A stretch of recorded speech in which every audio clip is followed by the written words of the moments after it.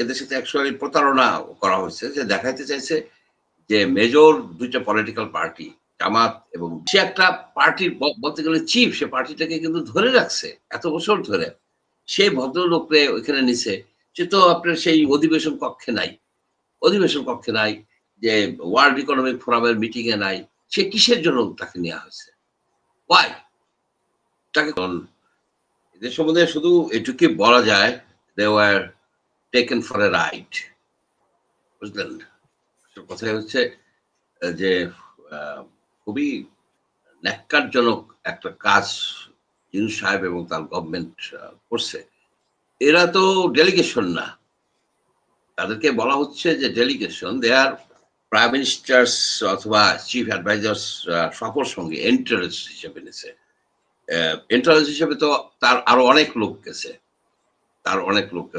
তার মেয়ে গেছে, লামিয়া ঠামিয়া, এইসব লোকজন, বেশ কিছু লোকজন সে নিয়ে গেছে, সেগুলির নাম কিন্তু সহজে আসতেছে না। ডেলিগেশন হয় ওনলি 5। তারা সবাই কি প্রোটোকল পেয়েছে? লামিয়া ওনার মেয়ে তো অবশ্যই পেয়েছে, কিন্তু লামিয়া বা আরো যারা গিয়েছে ওনার সাথে তারা সবাই প্রোটোকল পেয়েছে, শুধু রাজনৈতিক দলগুলো প্রোটোকল পায়নি। তো আপনার সবারই ডিপ্লোম্যাটিক পাসপোর্ট আছে এবং তাদের ভিসা আছে। এই ফখরুল সাহেবের তো ডিপ্লোম্যাটিক পাসপোর্ট নাই।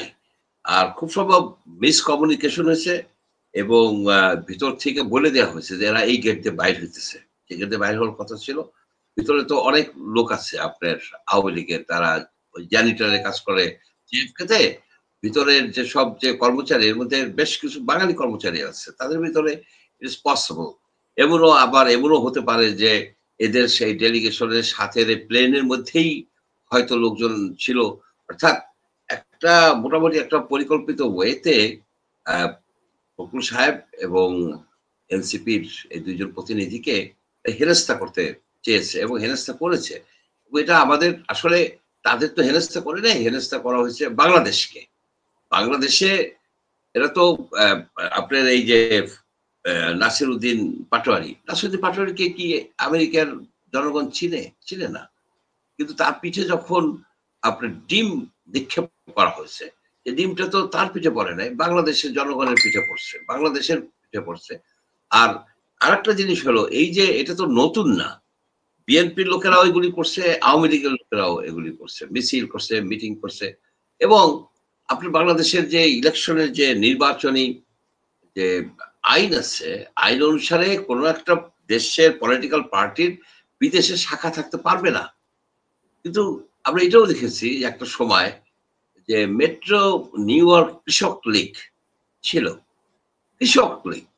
ছিল, এখানে যে ছেলেটা ডিমটা মারছে সে যুবলীগ। কিসের যুবলীগ? বিদেশে তাদের এই দল করার কোনো জাস্টিফিকেশন নাই। তারা যদি স্থানীয় রাজনীতি করে, অর্থাৎ রিপাবলিকান, ডেমোক্র্যাট, বরং তাতে তারা নিউ ইয়র্কের একজন সিনেটর ইচ্ছে করলে তারা বানাইতে পারে, মেয়র বানাইতে পারে। এই ধরনের জনসংখ্যা তাদের কিন্তু হয়ে গেছে, তাদের একটা লেভারেজ আছে। ওইটা না করে তারা এইসব দেশের এই উদ্ভট সব পলিটিক্স এর সাথে জড়িত হয়ে দেশের ক্ষতি করতে, তারা তো কোনো উপকার করতে পারতেছে না। অ্যাকচুয়ালি যেটা হচ্ছে, বাংলাদেশের মানে ভাবমূর্তি নষ্ট হচ্ছে, মারামারি, হইচই। What is this? আমরা এগুলি থেকে উপরে উঠে আসতে চাচ্ছিলাম। ইউনূস সাহেবের যেটা ছিল, এদেরকে এইভাবে নেয়ার, এদের সাথে অ্যাকচুয়ালি প্রতারণা করা হয়েছে, যে দেখাইতে চাইছে যে মেজর দুইটা পলিটিক্যাল পার্টি, জামাত এবং বিএনপি, তার সাথে আছে, সাথে এনসিপি যারা নতুন তার এমপ্লয়ার, তারাও আছে, তারাও সরে যায় নাই। এটা সে আমেরিকান অ্যাডমিনিস্ট্রেশনকে খুব সম্ভবত বোঝানোর চেষ্টা করছে। আর একটা বিষয় ছিল যে ইউনূস সাহেব জানতো যে বাংলাদেশের লোকজন, আওয়ামী লীগের লোকজন ওইখানে বিশাল মিছিল করবে, তাকে মানে হেনস্থা করার চেষ্টা করবে। এই হেনস্থা করার এটা যেন ডাইভার্টেড হয়ে যায়, সেটা উনি সাকসেসফুল হয়েছে। তবে মির্জা ফখরুল ইসলাম একজন সজ্জন রাজনীতিবিদ, সবাই তাকে দলমত নির্বিশেষে শ্রদ্ধা করে, আমিও করি তাকে। তাকে আমি দেই যে সে কখনোই মানে কি বলে, বাংলাদেশের যে রাজনীতির স্ট্যান্ডার্ড, যে ধরনের কথাবার্তা বলা সেগুলি বলে না। সে শোভন একটা রাজনীতি করে। সেই ভদ্রলোককে এইভাবে হেনস্থা করা, তাকে সে একটা পার্টির বলতে গেলে চিফ, সে পার্টিটাকে কিন্তু ধরে রাখছে এত বছর ধরে। সেই ভদ্রলোককে ওইখানে নিছে। সে তো আপনার সেই অধিবেশন কক্ষে নাই। অধিবেশন কক্ষে নাই, যে ওয়ার্ল্ড ইকোনমিক ফোরামের মিটিং এ নাই। সে কিসের জন্য তাকে নেওয়া হয়েছে? ওয়াই? তাকে কোনো মিটিং এই দেখা যাচ্ছে না।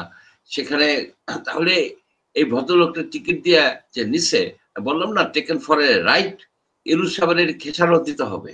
বাংলাদেশে আসলে কিন্তু তার বিরুদ্ধে একটা জনমত সৃষ্টি হবে যে তুমি কি ফাজলামি পাইছো?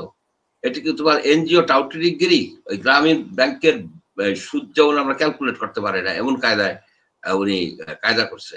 এগুলি চলবে না। সব চালাকির একটা কিন্তু সীমা থাকে। উনি তাকে যে ডেলিগেশন, ওনারা তো এখন ওনাদের আরো চেক করা উচিত ছিল, কিন্তু ওনারা চেক এতটা করতে যায় নাই। ওনারা বিশ্বাসই করছে যে ওনাদেরকে ডেলিগেশন হিসেবে নেওয়া হচ্ছে, কিন্তু ডেলিগেট হিসেবে তাদেরকে আপনার নেওয়া হয় নাই। মাত্র 5 জন ডেলিগেট থাকতে, 5 জনের সাথে আর 5 জন থাকতে পারে অল্টারনেট ডেলিগেট, আর বাকি যারা থাকে তারা টেকনিক্যাল সাপোর্ট, টেকনিক্যাল পার্সন, স্থানীয় যে পার্মানেন্ট রিপ্রেজেন্টেটিভ, এসব।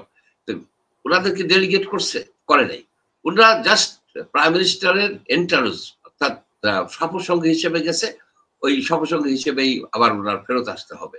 এখানে যে বক্তব্যটা ওনারা দিবে, এখানে যে এই বক্তব্য দিবে, তার আউটলাইন তৈরি করা এবং সেগুলিকে সাবমিট করা, সেখানে কি এই 3টা পার্টির কোনো ভূমিকা আছে? নাই। যে বক্তব্য দেবে সেটা ডক্টর ইউনূসের বক্তব্যই হবে। প্রথমত এদের যাওয়া উচিত হয় নাই। প্রথমত এদের যাওয়াটা ঠিক হয় নাই। প্রুডেন্ট বা মানে বুদ্ধিমত্তার পরিচয় দেয় নাই।